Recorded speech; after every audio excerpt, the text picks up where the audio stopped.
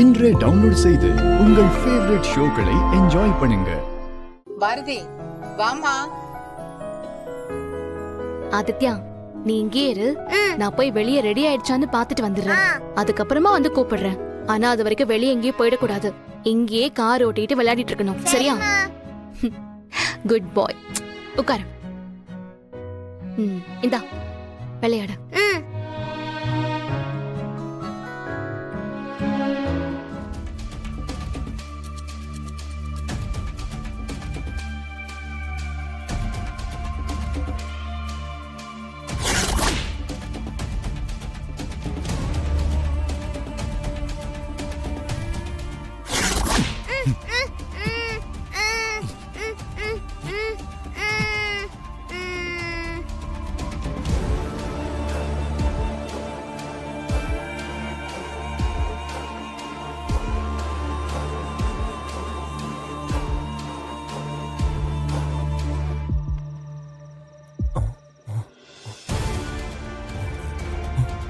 ஏய், போய் அந்த தட்டி எடுத்துட்டு வா. சரி மச்சான்.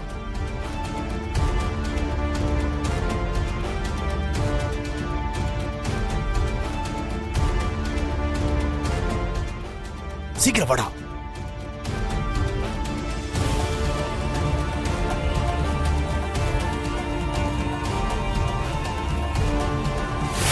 Hello madam. என்ன மேடம், எதையோ ரொம்ப நேரமா பலமா யோசிச்சுட்டு இருக்கிற மாதிரி தெரியுது. இங்க இருந்து தப்பிச்சு போகலான்னு ஏதாவது பிளான் பண்ண யோசிச்சா அந்த எண்ணத்தை இப்பவே மாத்திக்கோங்க. அதெல்லாம் இங்க நடக்காது, சரியா? நீங்க ஜாலியா ரெஸ்ட் எடுங்க. ரொம்ப காலமா பாரதியே என்ன பண்ணலான்னு யோசிச்சு யோசிச்சு நீங்க ரொம்ப டயர்டா இருப்பீங்க. பாரதி, இப்ப இந்த வேலை முடிஞ்சிடும். எல்லாரும் போய் கை கால் முகெல்லாம் கழுவிட்டு பூஜைக்கு ரெடி ஆகுங்க. சரிங்க அத்தை. கற்பூரத்தை எடுங்க. தமிழ், நீ வா. நீங்களும் வாங்க பாட்டி.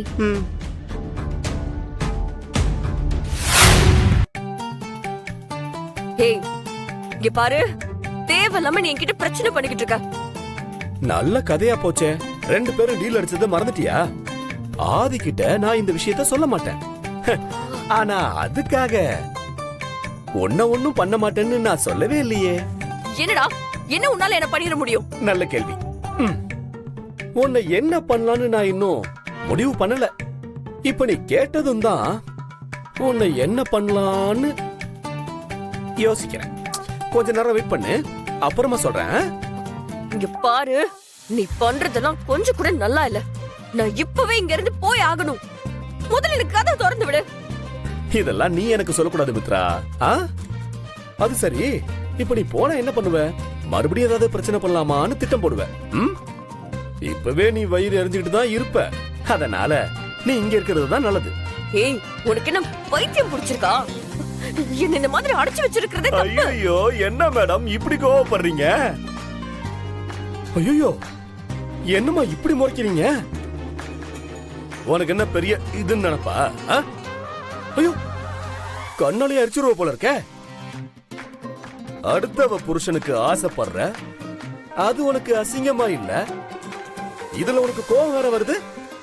மரியாதையா பேசாம உட்கார்ந்துகிட்டு அதான் உனக்கு நல்லது. நீ பேசி கீசி ஏதாவது டென்ஷன் பண்ண, நான் ஏதாவது பண்ணிட போறேன். ஐயா, உன்னையெல்லாம் நான் எதுவும் பண்ண மாட்டேன். நான்லாம் வேற ரகம். பயப்படாத. வாங்க ஆதி. ஆதி, பூஜை எல்லாம் முடிஞ்சதா? வீட்டுக்கு கிளம்ப இன்னும் எவ்வளவு நேரம் ஆகும்? தெரியல மித்ரா. ஆதித்யா வேற காணும், தேடிக்கிட்டு இருக்கோம். ஆமா, நீ இவ்வளவு நேரமா எங்க போயிருந்த? அண்ணாவும் நானும் சும்மா அப்படியே இந்த ஊரை சுத்தி பார்த்துட்டு வந்தோம். சரி, அதை விட ஆதி, ஆதித்யாவை நீ காணும்னு சொன்னதும் ஷாக்கிங்கா இருக்கு. ஆதி எங்க போனா? தெரியல மித்ரா. ஐயோ, குட்டி பையனாச்சே. என்ன பண்றதுன்னு தெரியல, தேடிக்கிட்டு இருக்கோம்.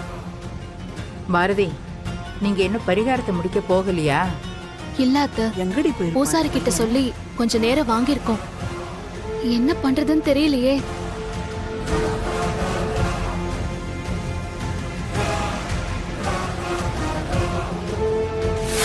இங்க வந்து பார்த்தப்ப கதவு திறந்து கிடந்துச்சுண்ணா. நீங்களும் இங்க மயங்கி கிடந்தீங்க. உங்களுக்கு என்னண்ணா ஆச்சு? நாங்க எல்லாரும் தோட்டத்துல வேலையா இருந்தோம்ண்ணா.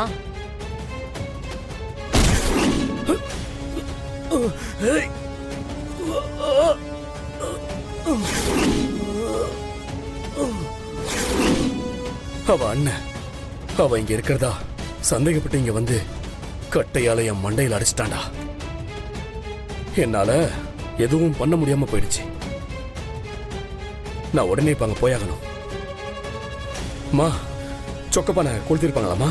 இல்ல சரவணா, இன்னும் கொஞ்சம் நேரம் இருக்கு. நீ போய் சேரத்துக்கு சரியா இருக்கும்.